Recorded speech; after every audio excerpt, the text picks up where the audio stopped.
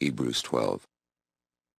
Such a large crowd of witnesses is all around us, so we must get rid of everything that slows us down, especially the sin that just won't let go.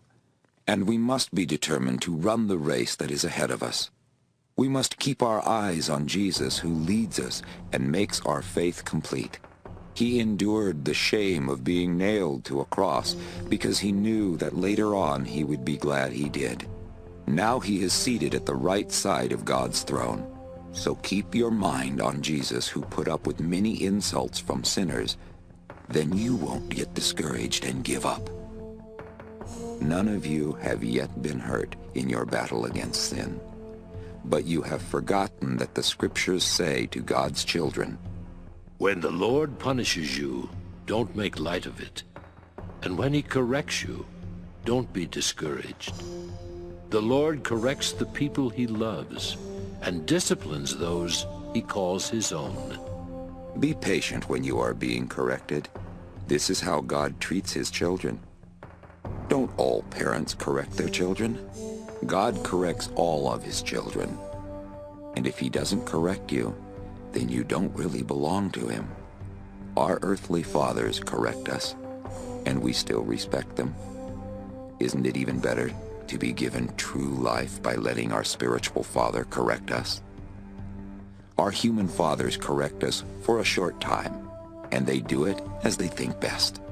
But God corrects us for our own good, because he wants us to be holy as he is. It is never fun to be corrected. In fact, at the time, it is always painful. But if we learn to obey by being corrected, we will do right and live at peace. Now stand up straight, stop your knees from shaking, and walk a straight path. Then lame people will be healed instead of getting worse. Try to live at peace with everyone. Live a clean life. If you don't, you will never see the Lord. Make sure that no one misses out on God's kindness. Don't let anyone become bitter and cause trouble for the rest of you. Watch out for immoral and ungodly people like Esau, who sold his future blessing for only one meal.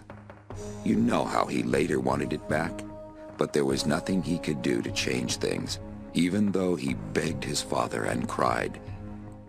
You have not come to a place like Mount Sinai that can be seen and touched. There is no flaming fire or dark cloud or storm or trumpet sound. The people of Israel heard a voice speak, but they begged it to stop because they could not obey its commands. They were even told to kill any animal that touched the mountain. The sight was so frightening that Moses said he shook with fear. You have now come to Mount Zion and to the heavenly Jerusalem. This is the city of the living God, where thousands and thousands of angels have come to celebrate. Here you will find all of God's dearest children, whose names are written in heaven, and you will find God himself, who judges everyone. Here also are the spirits of those good people who have been made perfect, and Jesus is here.